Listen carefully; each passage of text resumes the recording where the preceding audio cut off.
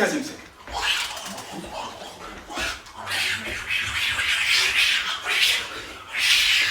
Un navigateur espagnol. Bon, tous les navigateurs étaient soit espagnols, soit portugais à cette époque.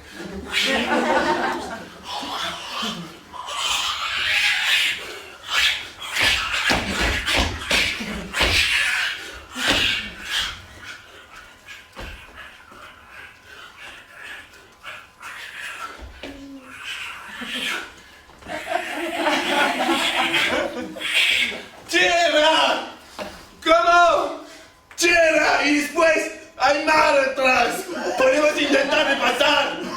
Tu vois la mer et derrière il y a la terre. On pourrait essayer peut-être de traverser.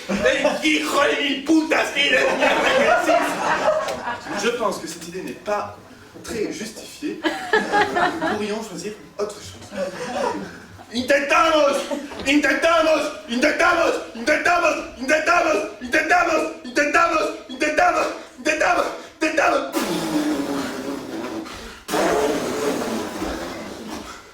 Voilà comment a été créé, creusé, le premier centimètre du canal du Panama.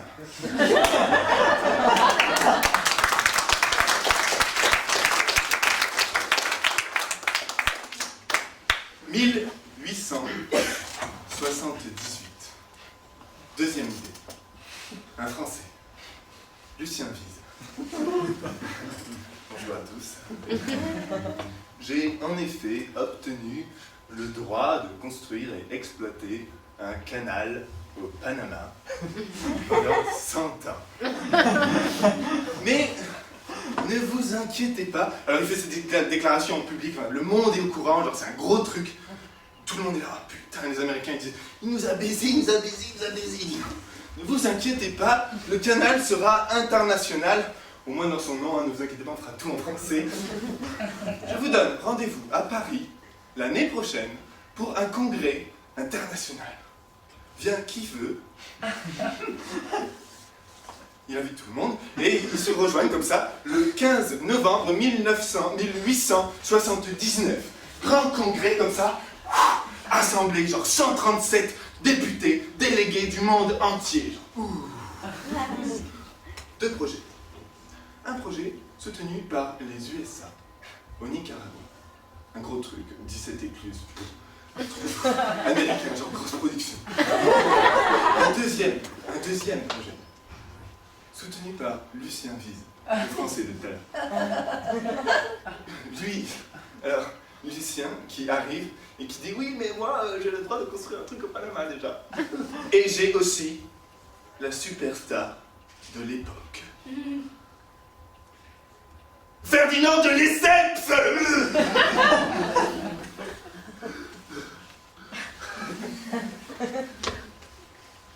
Bonjour les petits loups. C'est moi, c'est Papy Ferdi. C'est moi qui ai construit le canal de Suez. Eh ouais. Elle est mignonne la petite là. Enchanté, Ferdinand de Lesseps. Dites-moi, revenons un petit peu sur votre parcours. De quelle promotion de Polytechnique êtes-vous? J'ai pas fait Polytechnique quoi. Alors, pas du tout. Oh, pardon, Ferdinand. J'ai dû me tromper dans mes renseignements. Vous avez fait HEC alors? Pas du tout. Mon père était diplomate. Je suis fils de diplomate. Je suis devenu diplomate. Ah bon? Mais comment ça se fait que vous avez pu voilà, être à la tête de ce projet qui est énorme, hein. À l'époque, c'est genre la 8e merveille du monde, quoi. Écoute, mon petit gars. J'ai fait Suez. Tout seul, c'est pas vrai. J'ai fait Suez. Tout seul, il croit que c'est vrai. J'ai fait Suez tout seul. Moi, je suis un homme qui pense canal. Je creuse. Où que je vais, je creuse. Ferdinand, s'il vous plaît. Nous donnons la parole à Lucien Vise. Ah, mes chers compatriotes. Merci infiniment d'avoir voté ce projet que nous avons amené avec Ferdinand de Lesseps, que vous avez voté. Ah, on vient d'avoir les votes à 74 voix pour Ferdinand de Lesseps, mais quelle grande surprise! Ah, très bien, 74 voix, je vous adore, merci beaucoup, merci, oh, j'ai 74 ans en plus, merci, le canal fera 74 km, allez, c'est dit. C'est dommage que je sois pas né en le 74, parce que je suis né à Versailles, en fait. Ferdinand, je vous en prie, calmez-vous. Lucien, revenez un petit peu sur le budget, s'il vous plaît. Oui, comme j'étais en train de le dire, bon, merci à vous pour ce vote, pour ce soutien qui est essentiel pour nous. Nous avons budgétisé ce magnifique canal à 1,2 milliard francs. Non, c'est beaucoup trop, mais non, 600 millions, ça suffira, mais oui, 600 millions. C'est pas ce qu'il dit, Ferdinand de Lesseps, il n'a aucune idée de la réalité.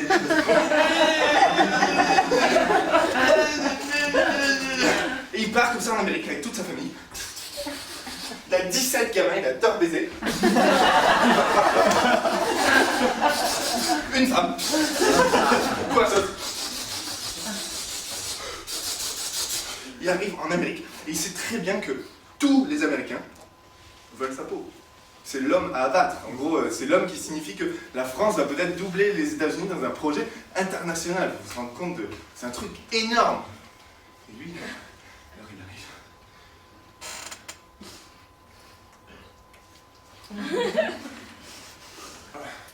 T'en rends avec moi là. Il vieillit, hein.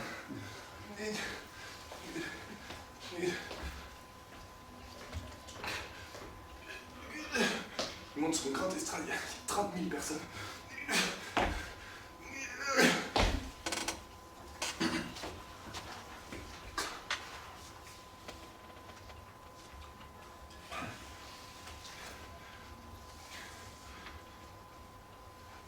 As-tu vu la casquette, As-tu vu la casquette du père Bugeaud? Si tu ne l'as pas vue, la voilà, elle est sur ta tête. Si tu ne l'as pas vue, la voilà, il n'y en a pas d'autre comme ça. Il repart, il est super content. Il croit qu'il a fait un truc de ouf et que tous les Américains lui font confiance parce qu'ils lui ont dit well done, Ferdinand, thank you very much. Et genre, en fait, les Américains, ils ont compris que c'était un vieux mec qui allait crever dans quelques années. Donc du coup, ils n'avaient aucun souci à se faire. Ils disent ok les gars, on le laisse mourir. Et puis, ben, on verra bien la suite. C'est exactement ce qui se passe. Donc lui, il revient en 1881 et il dit Je vais commencer les travaux, faut commencer par le financement. et là, donc du coup, bah, il réunit des banquiers comme ça. Dites, avez-vous regardé le projet du Panama de Ferdinand de Lesseps? Oui, je l'ai vu, oui. Oui, moi aussi, je l'ai vu, oui.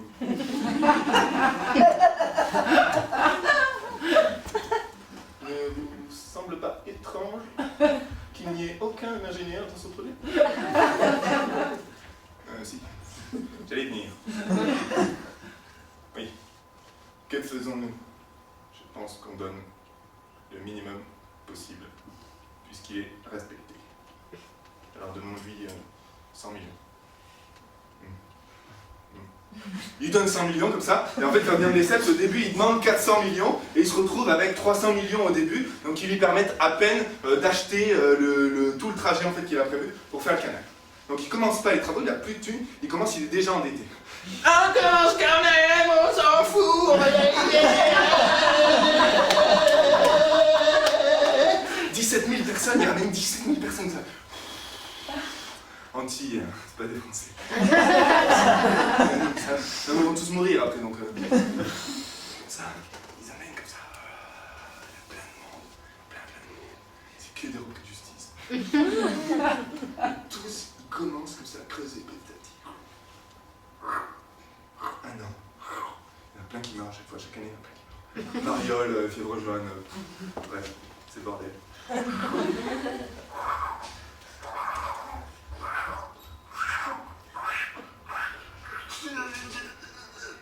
5 ans comme ça. pendant 5 ans, des mecs creusent, et sur une tranchée de 100 mètres de profondeur, ils creusent que 3,50 mètres en 5 ans. Et donc là, il y a le Gustave Eiffel, en fait, qui est un ami proche de Ferdinand de Lesseps, qui lui, au départ, dans les 74 voix pour, lui, il avait voté contre quand même. Hein. Gustave Eiffel, il avait dit, déjà, le canal à niveau, ça ne marchera pas pour une simple raison de température. Il pleut beaucoup trop au Panama, il y a la pluie, il y a les moustiques, il y a un terrain qu'on ne maîtrise pas, c'est de l'argile, on n'arrivera pas à creuser là-bas, et surtout pas avec un canal à niveau. Il a dit, il soutient les niveaux, on fait les niveaux. 5 ans plus tard, ça ne marche pas, il vient le voir et lui dit « Mon bon vieux Ferdinand, qu'est-ce que je vais faire de toi? Je peux t'aider, si tu veux. » Et là, bon, Ferdinand, il se rend compte quand même que c'était vraiment dans la merde. Bon, ok, d'accord. Et alors, tous les deux, ils font un truc qui est très courant maintenant, c'est ils utilisent les pouvoirs de l'époque, en fait. Bolloré, ça vous dit quelque chose? BHL. Non? Bon, les médias, quoi. Les médias, comment ça marche? Tu payes un média, et lui, il transmet une information que tu veux. Le principe, c'est absolument génial. Et donc, vous avez fait cette merveilleuse idée de dire, écoute, Ferdi, laisse-moi faire. Je connais du monde dans le milieu. Donc, du coup, hop là, mettre une petite pièce.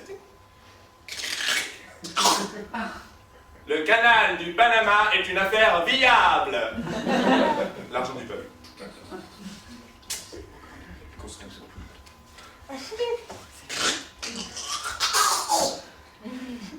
Le canal du Panama mériterait plus de vos financements. L'argent du peuple.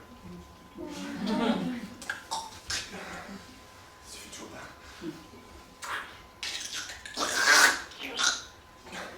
Vous devriez vraiment donner beaucoup plus d'argent pour le canal du Panama pour qu'il se fasse. Et vous, bien sûr, le récupérerez plus tard. Et là, il n'y a plus de thunes. Et là, il n'y a plus de thunes. On est en 1888. Les mecs, petit à petit, il y en a qui se sont rendus compte. Bon, les banquiers, ça fait très longtemps. Hein, les banquiers, ils sont pas fous. Pratiquement personne n'a investi dans ce projet de merde. Et donc, du coup, c'est tous les petits épargnants, la classe moyenne, qui se fait comme d'hab. Donc, bon, la classe moyenne est abusée, on va dire, et en 1892, le scandale éclate. On n'en peut plus, là. Ferdinand dit, écoute, toi tu dégages, tu vas en tôle, t'as 88 ans, on s'en bat les couilles, tu vas en prison. Le vieux, il va mourir, il est presque. Alors on dit non, stop, c'est bon, l'envoyez pas en tôle quand même et tout. Là, mais là, c'est bon, il est comme ça. Non, on peut pas faire ça. Alors, ok, Gustave Eiffel, alors toi, t'y vas. Alors toi, mon pote, tu y vas. Gustave Eiffel va en prison. Personne ne le sait, mais Gustave Eiffel est allé en prison pour détournement de fonds quand même. Bon, il a aussi fait le truc, mais bon. Non, faut le dire, faut le dire. Alors, ça nous avance à quoi? Alors, un petit moment comme ça où rien ne se passe, tout le monde regarde, machin, de loin, j'en envisage un peu des pistes. 3 novembre 1903. Wouh! On est indépendant, ouais! Indépendance du Panama! Ah, bah je fais un sketch sur le Panama et en fait on en a jamais parlé depuis le début, c'est marrant. Comme si on en avait rien à foutre de ce type. Ouais, c'est un peu ça. Alors, bah du coup, ils se retrouvent indépendants. Ils font la grosse teuf et tout, genre rhum au Panama, le rhum est vraiment merveilleux. Conseil. Et donc, ils se retrouvent totalement sous, et derrière, il y a les conseillers américains qui voient comme ça tous les mecs. Conseiller américain. Et on voit un petit Français qui travaillait en fait sur le projet du canal.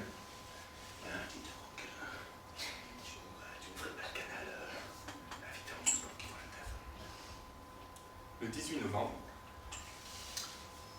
Bruno Varia, français, vend un truc qui n'est pas à lui, qui appartient au Panama, aux Américains.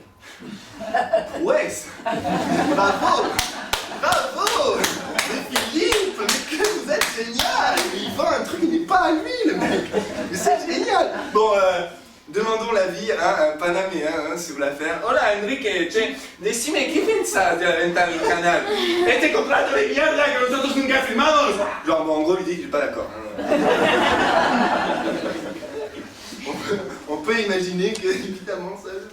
Comme ça, l'éveil des mauvaises idées. Et en 1904, les Américains, ils arrivent tous là sur le projet du canal, ils creusent comme ça, alors eux ça avance. Ils ont tout prévu, ils ont prévu même des médecins et tout, contre la fièvre jaune, comme ça. Ça va. Oh, 14 août 1914, le canal du Panama ouvre. Champagne! Et ça chante donc sur le bateau, genre I love you, California, I love you, you're the best state of all. California. On est au Panama. Personne se dit putain, mais oh là, qu'est-ce qui se passe dans ce canal du Panama, c'est incroyable. Et alors, du coup, en fait, le principe, c'est qu'à chaque bateau qui passe, ça fait comme ça un bifton pour les Américains. Donc il y a un bateau au début, mais je vous rappelle que quand même, ça évite de faire un détour en fait par le Cap Horn, genre 25 000 km. Donc du coup, c'est pas un bateau qui passe, c'est des milliers de bateaux par jour. Et du coup, ces milliers de bateaux, ça fait des milliers de dollars pour les Américains, évidemment. Donc, les Américains, comme ça, amassent beaucoup de dollars chaque bateau. Et il y a des tours qui se construisent comme ça au Panama. Et maintenant au Panama, il y a des tours comme ça, elles sont trop ouf grâce aux Américains. Bon, et pour l'instant, les Panaméens, eux, du coup, ils gagnent pas l'argent. Du coup, il y a des tours comme ça qui grossissent. Et eux, ils veulent les tours. Et en fait, ils habitent juste en bas des tours. Et du coup, comme la bonne, elle jette des bouts de poulet comme ça, ils reçoivent des bouts de poulet. Ils peuvent manger comme ça, les Panaméens. Et oui, pendant un moment, c'est comme ça. Et puis en 1970, ils disent « Oh, stop maintenant, hein! Merde, le canal, il est chez nous, vous nous le rendez !» Votre demande est en cours de traitement. Veuillez patienter. 1 an, 2 ans, 3 ans, 4 ans, 5 ans, 6 ans, 7 ans. Oh! Et rendez-nous le canal, merde!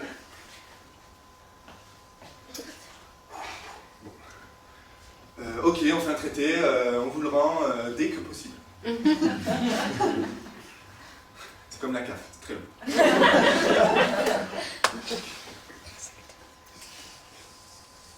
Ici un traité, tout machin. Nous vous rendrons le canal du Panama. Ah, j'ai mal au ventre, j'arrive pas à signer. Dès que possible. Signe! Ça m'a fait chier les Américains de signer ce papier de merde. Ils n'ont pas du tout envie, mais vu qu'ils disent dès que possible, ils peuvent attendre encore un peu. Donc ils attendent 23 ans. Ils attendent 23 ans. Les Panaméens sont patients. Hein. Non mais merci Panaméens, merci. Ah, vous êtes si patients. Donc en 1999, ils récupèrent leur putain de canal et ils peuvent enfin gagner des thunes à chaque bateau qui passe comme ça par le canal du Panama. Ting, des sous pour le Panama. Bon. Et ça c'est très bien et c'est génial et tout ce qui s'est passé. Enfin, moi j'aime beaucoup cette histoire parce que pour moi c'est comme si je vous disais là, aujourd'hui, on est au théâtre. C'est super chouette. J'aime beaucoup cette salle. Elle ne m'appartient pas. Elle vous appartient. Et je vais vous la laisser, cette salle. Je vais vous la laisser puisque, évidemment, elle vous appartient. Par contre, je vais juste aller vérifier un truc. Alors, la porte. Ouais, la porte, je la ferme, celle-là. Donc en fait, je prends juste la porte. Hein, tout le reste à vous, faites ce que vous voulez. Je garde la porte, moi. Voilà. J'ai les clés, tout, enfin, vous en faites pas. Et je prends aussi le contrôle de cette porte-là. Et admettons que cette porte-là puisse s'ouvrir, je prends aussi le contrôle. Et puis je reviens vous ouvrir dans 70 ans. Voilà. Amusez-vous. Merci.